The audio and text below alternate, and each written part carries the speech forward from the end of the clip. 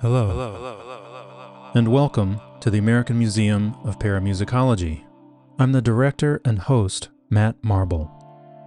To access more historical writings and archival shares, as well as interviews with contemporary artists, you can subscribe to the AMP at mattmarble.net/AMP.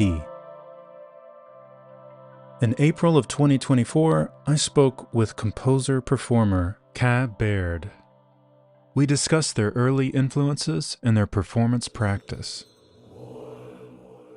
We also spoke of the Tibetan Book of the Dead in relation to Ka's caregiving for her mother during the dying process, and how their experiences and this Buddhist perspective on death informed their recent album, Bearings, Soundtracks for the Bardos.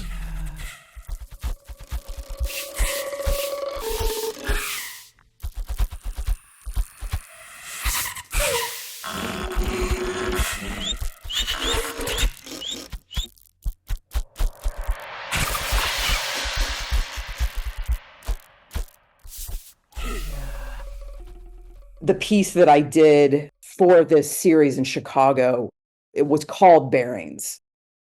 I think I had titled that actually before my mom got her diagnosis. Okay.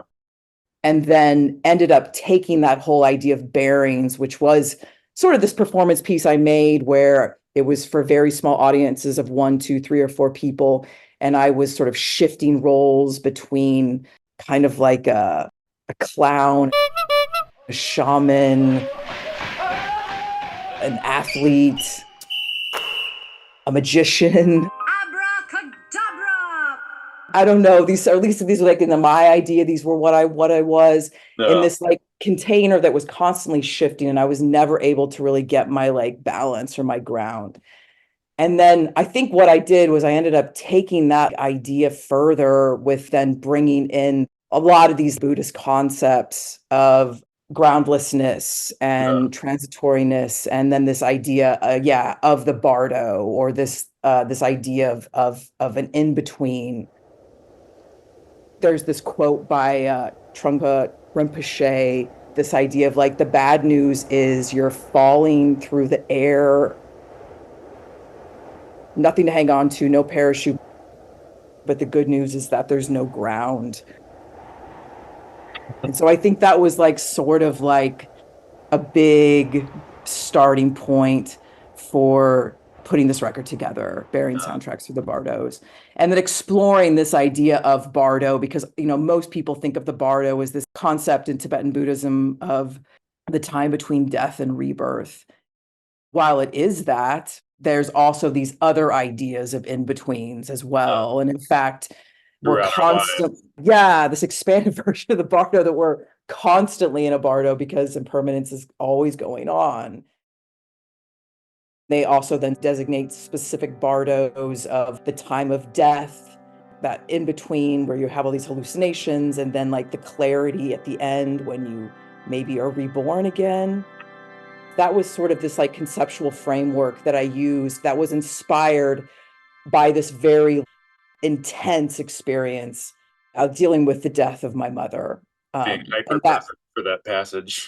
Yeah. And I mean, that includes like, you know, the very intense in-between of her illness, but then it also entails the very acute experience both my brother and I had at my mother's like actual passing. It was a profound experience that, I don't know, it just made me, for so many reasons, just look into death and dying in this culture.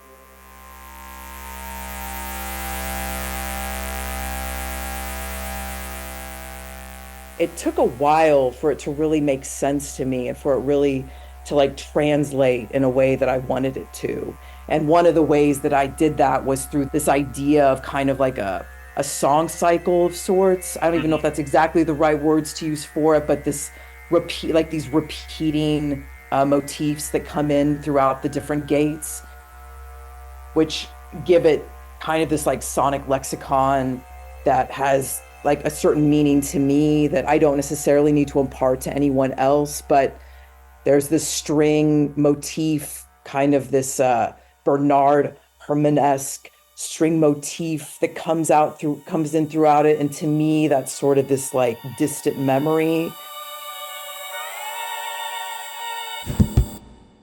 There's a trumpet blasts that happen throughout. It's the same 2 notes that represents a birth and a death to me.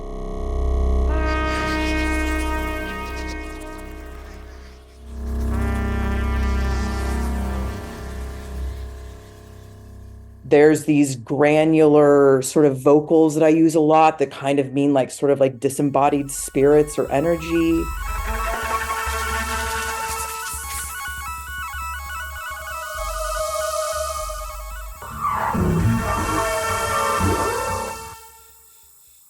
And then, of course, there's like that vocal line that's repeated, I think 3 times in the record here, disappear, poof.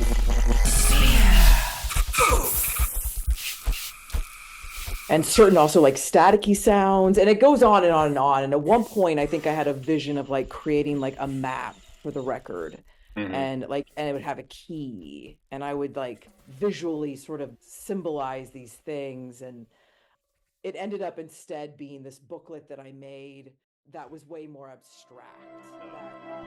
Thanks for listening.